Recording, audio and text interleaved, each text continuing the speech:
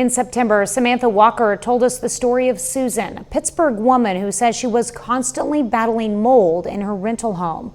After asking for the problem to be fixed, she was informed her lease would not be renewed. After that report, she says it was the community who stepped up to help her start a new chapter and finally get some answers. Susan Ledbetter is settling down in a new, clean apartment after battling mold in her previous home for 6 years. I had to check everything, and we had a big box over here and we just toss it in the box if we saw mold on it. When we previously spoke with Ledbetter, she told us her lease was no longer renewed after reporting mold problems to her property manager. The mold was a consistent issue that Ledbetter says wasn't taken seriously. She showed us text messages where her property manager would respond to her concerns with, "Not mold again," with a crying face emoji. But in her case, we see that she was not overreacting. When Lee saw Ledbetter's story, he offered to help.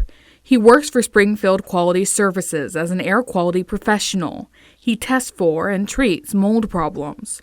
Lee visited Ledbetter's home. Once we began our investigation, we started to see relatively quickly that there was aspergillus present on surfaces and in areas where mold tends to hide out. The investigation found the mold Ledbetter knew wasn't gone. It's kind of like an aha moment. It's kind of like, yes, I knew it. Tape lift testing and air samples located heavy amounts of aspergillus, a type of mold found in places which have or have had high humidity.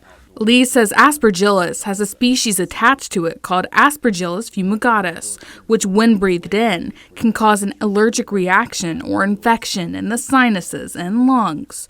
Both Ledbetter and her daughter previously reported having coughing fits, asthma, and frequent headaches when in the home. It was very concerning to us because we began to see the aspergillus was presenting itself on surfaces and on her contents and in the air supply pipes, which delivers air to the home. In our previous report, Charles Moline, the CEO of the property management company, claimed the issue was addressed 1 month before Lee did mold testing at the Ledbetter home.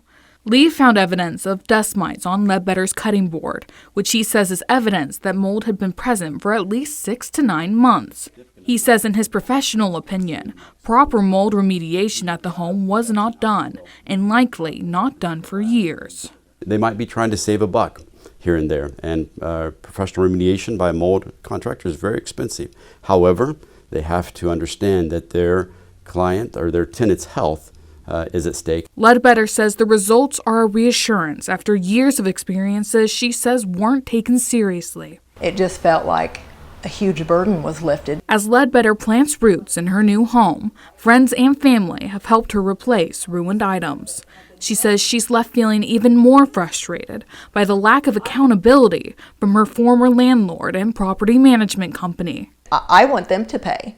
I do. I think it's their responsibility because they were the ones that have been negligent this entire time. Most of all, Ledbetter says she fears for what future tenants in the residence might go through.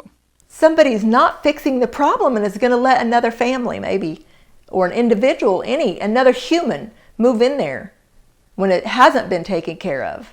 Reporting in Pittsburgh, Samantha Walker, KOAM News. We've been reporting on Susan's struggles with mold in that home for the past 6 years. You can find our previous coverage on our website at KOAMnewsnow.com.